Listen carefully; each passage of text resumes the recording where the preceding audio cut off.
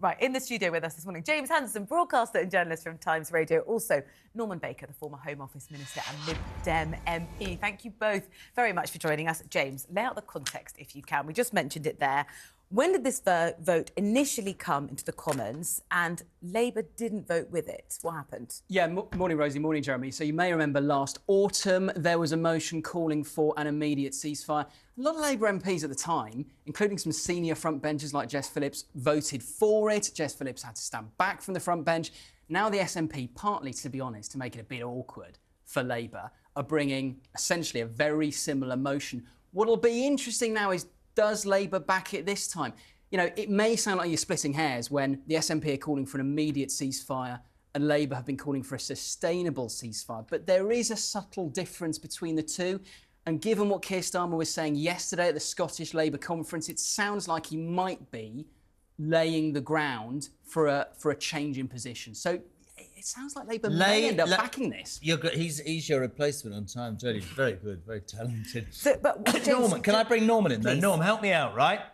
To me, the old cynic, and this isn't being pro or anti-Labour, this is political ground shifting to make sure you try and hoover up what people think on either side of your party. Surely a ceasefire is a ceasefire, but we're having a debate about sustainable ceasefire, immediate ceasefire. What did he say yesterday? All sides have to agree to it. Well, that makes sense. That's how a ceasefire works.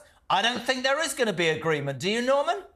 No, there isn't. And the reason he's not saying exactly what the SNP said is because he can't stomach the idea of Labour MPs voting for an SNP amendment or motion. So what I think will happen on Wednesday is that he will table his own motion in slightly different wording. They'll vote down the SNP motion and encourage the SNP to vote for their motion in order to reinforce their view that they are the official opposition. That's what will happen in political terms. I mean, look, Starmer has been caught on a hook here because he gave Israel, in my view, the Israeli government, far too much rope at the beginning because he was concerned about the history of Labour and anti-Semitism. So he gave them a kind of carte blanche. Well, the Israeli government has behaved in a way which is pretty reprehensible. And we've now got to a situation where I think the world has to stand up and say what you're doing is not right. And also to make the point very clearly that criticising the Israeli government is not being anti-Semitic any more than criticising the British government as being anti-British. That is a tension that the Labour Party has not so far dealt with expertly. James, remind us of the wider context of this, why it is really challenging for Keir Starmer to say one thing and his whole party support him on this issue. Well, I mean, the difficulty is that Keir Starmer has made Labour attitudes around Israel and separate, as Norman correctly points out, the issues around anti-Semitism as a big sign of how he's different to Jeremy Corbyn. Well, it's true. The way but he's it is different. It is different. It is noticeably different. And we don't believe, and I want to make this point, we made it on Thursday. He's married to a Jewish woman. His kids are half Jewish. I don't think it's an anti-Semitic bone in his body. But there was, and there probably still is, elements in the Labour Party that have proven themselves to be anti-Semitic. That is a fact, isn't it? Absolutely. And he will be conscious of the optics of last week. We had this massive row about anti-Semitism in Labour. And if this week he brings his party out in favour of a ceasefire, does that suggest that he's maybe sort of giving in to a certain wing of his party? Flip-flopping. Some would say. I would. Norman, how do you think Keir Starmer's going to try and navigate this?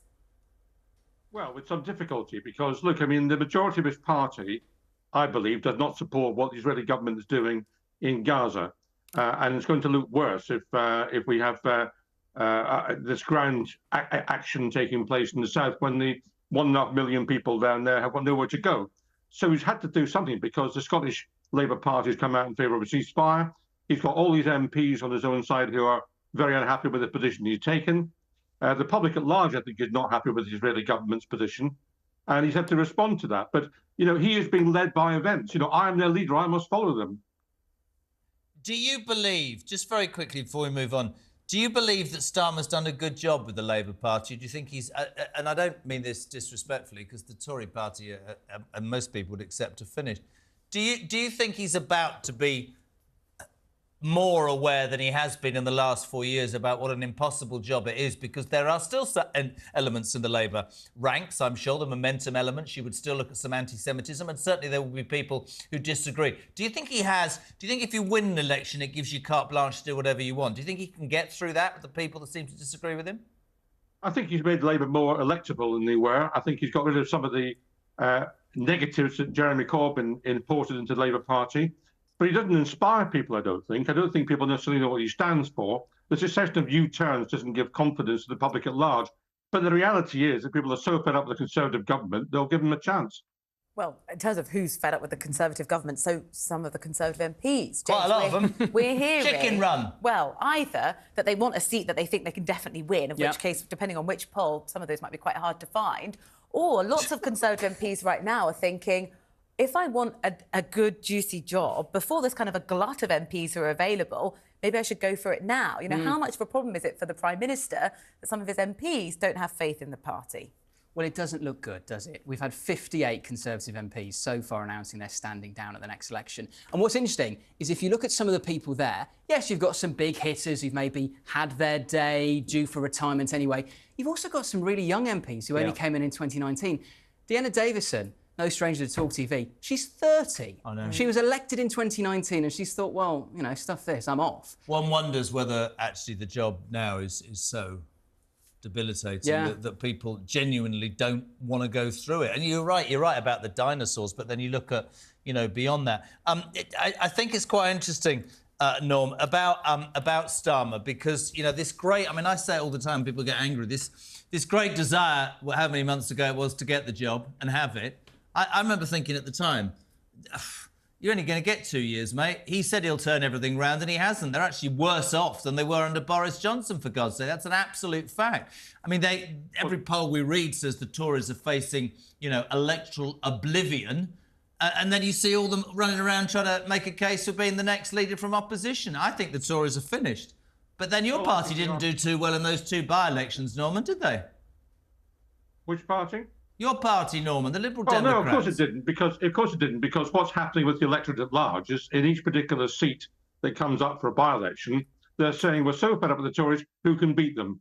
And whoever can beat them is getting the vote. That's as far as the electorate's going at the moment. So when there's a seat where the Lib Dems are second, like North Shropshire, then we pick up the seat. Where Labour are second, they pick up the seat. It's as simple as that. That's what's happening. It's the same as it was before 97.